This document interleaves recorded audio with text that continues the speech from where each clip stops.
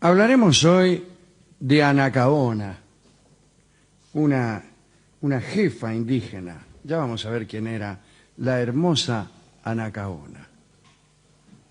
Empecemos diciendo que el hermano de Cristóbal Colón, Bartolomé Colón, Sí, señor. llegó a América con el título de adelantado. Fue el fundador de Santo Domingo, llamada así en homenaje al padre de los Colón, el tano Doménico Colón. Doménico Colombo. Claro.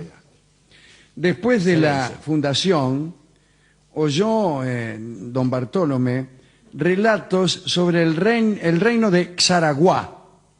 Al parecer, allí abundaban los alimentos y las mujeres eran las más bellas de todas las islas.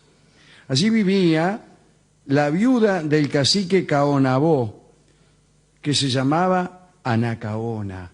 Era muy atractiva y era una eximia poetisa. El rey de aquella tribu era el hermano de Anacaona, Boecio, ¿Qué nombre un tan indígena de nombre más bien italiano. Avisado de la visita de Bartolomé Colón, Boecio preparó 20.000 hombres de guerra, que era mucho preparar. Pero Bartolomé Colón le mandó decir que venía en son de paz. Al escuchar estas palabras, el jefe Boecio licenció a los 20.000 soldados. Claro. Y en cambio preparó una ostentosa recepción.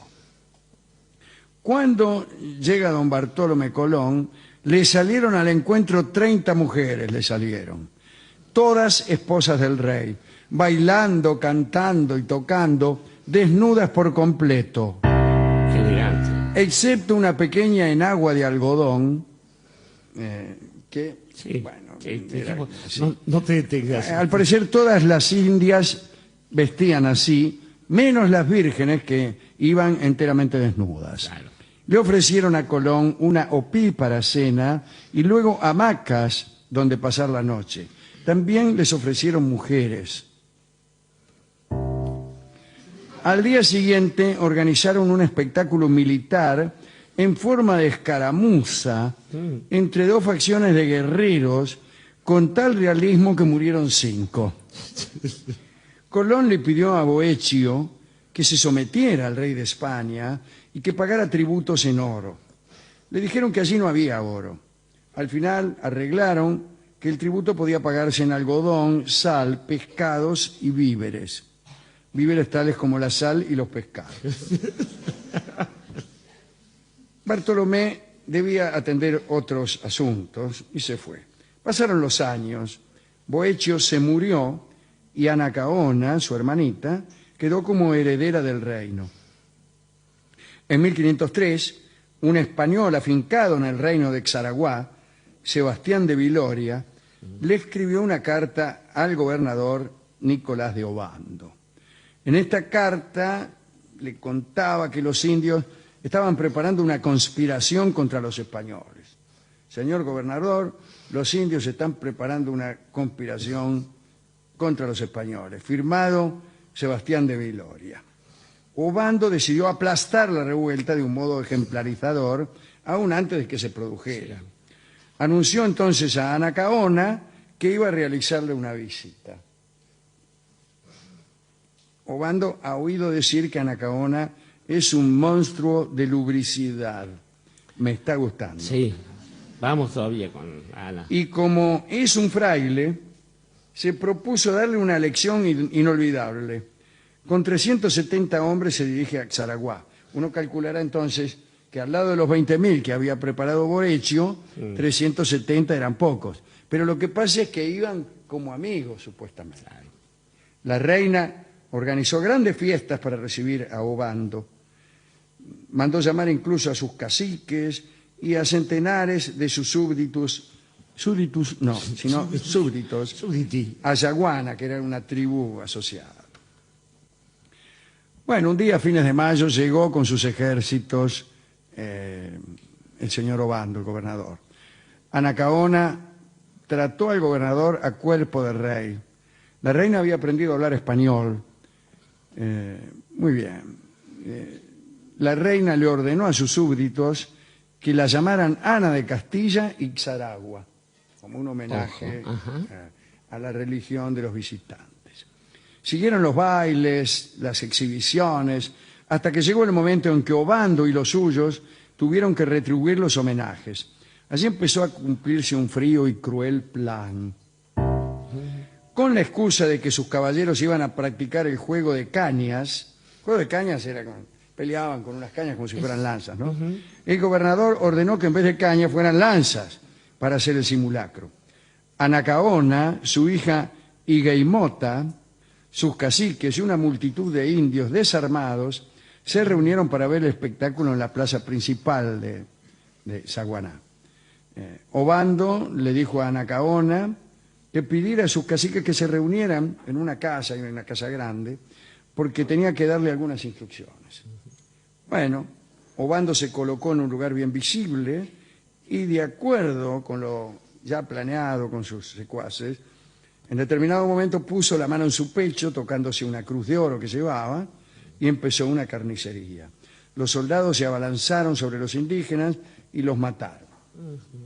Mientras tanto, 2 oficiales del gobernador encerraron a los caciques que estaban en la casa por sugerencia de Obando.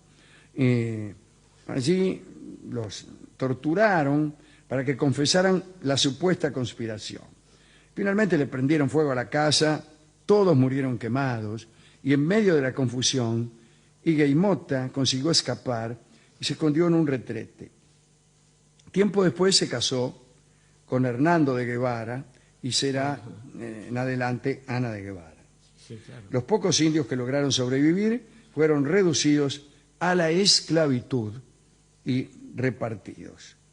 Anacaona sufrió numerosas vejaciones y 3 meses después fue ahorcada por conspiración. Anacaona quiere decir flor de oro. Al morir tenía unos 30 años. Después de la carnicería vino a saberse que los indios no preparaban ninguna conspiración y que todo había sido un complot de Sebastián de Viloria, el autor de la carta, que estaba despechado por el rechazo de Anacaona. Mire cómo terminan mal estas cosas. Un tipo despechado es siempre un miserable. Una rata, sí. Como lo saben cualquiera de las niñas que están aquí. La mayoría. Tipo despechado es horroroso. Cree que le han metido la mano en el bolsillo. Sí. Cree que le ha robado plata. Bueno. Obando, cuando se enteró de todo esto, mandó detener a Viloria, un poco arrepentido. Sí, claro. Pero Viloria ya se había ido. Obando fue carcomido por el remordimiento, pero no tanto, porque de todos modos mandó a colgar a Anacaona 3 meses después. Sí. Así que bueno. La noticia se difundió por Europa y dio lugar ¿a qué? A la leyenda negra. Este fue el disparador, el hecho fundacional de toda esa forma de conocer la historia de las Américas. Tiene mucho de verdad, sí, mucho de mentira y mucho que ver con el encono entre Inglaterra y España. Isabel la Católica se enteró de esto, todavía no había fallecido, juró delante del duque de Alba que Obando pagaría por aquello, pero murió enseguida la reina en 1504 y no pudo cumplir su promesa. Obando siguió gobernando la Española, que es la isla que de un lado es Santo Domingo y del otro Haití. En realidad no gobernaba la Española, sino Santo Domingo. Haití era de los franceses. Hasta 1509. En realidad no sé si todavía era de los franceses. No, en realidad no. Bien. En 1509 volvió a España Obando con todos los honores. Esta es la historia de la bellísima y talentosísima Anacaona. Digamos que Fernando no atendió, Fernando de Aragón, muchos de los reclamos pendientes de Isabel, porque se enamoró perdidamente de una muchacha más joven, también contrajo segundas nupcias y así no fue. Sí, claro.